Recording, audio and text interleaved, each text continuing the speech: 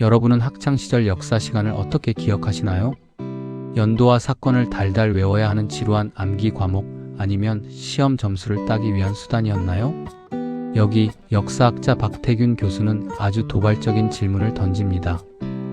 역사가 수능 필수 과목이 된다고 해서 과연 우리가 역사를 제대로 알게 될까? 반갑습니다. 오늘 소개할 책은 박태균 교수의 이슈 한국사입니다. 저자는 단호하게 말합니다. 지금 우리가 알고 있는 한국사는 정치화된 신화에 둘러싸여 있다고요. 단순히 사실을 외우는 것이 아니라 그 이면에 숨겨진 복잡한 진실을 이해해야 비로소 역사가 보인다는 것입니다.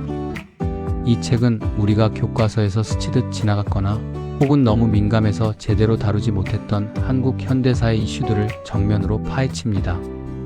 첫 번째 이슈, 바로 식민지 근대화론입니다. 일제강점기는 우리에게 수탈과 억압의 역사였습니다. 하지만 한편에서는 그 시기에 철도가 깔리고 근대적 제도가 도입되었다고 주장합니다. 과연 이것을 발전이라고 부를 수 있을까요? 아니면 수탈을 위한 효율적인 시스템이었을까요? 이 책은 감정적인 대응을 넘어 냉철한 시각으로 그 논쟁의 핵심을 찌릅니다. 두 번째 이슈는 한미 관계입니다. 우리는 미국을 흔히 혈맹이라고 부릅니다. 해방 직후 미군은 우리에게 구세주였을까요? 아니면 또 다른 점령군이었을까요?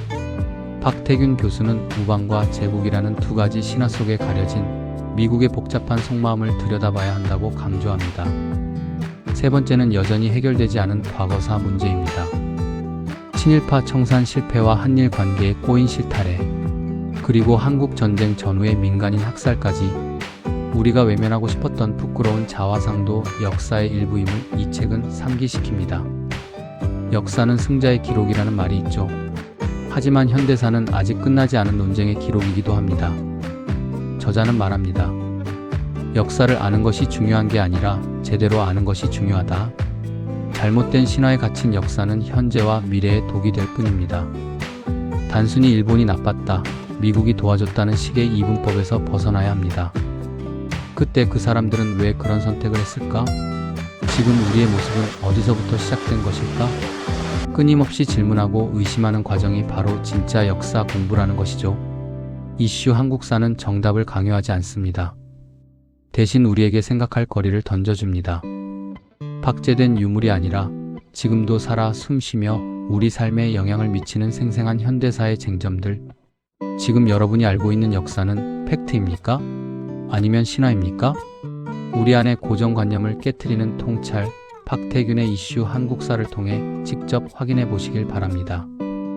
오늘의 영상이 흥미로웠다면 구독과 좋아요 부탁드립니다. 다음 시간에도 세상을 보는 눈을 넓혀줄 좋은 책으로 찾아오겠습니다. 감사합니다.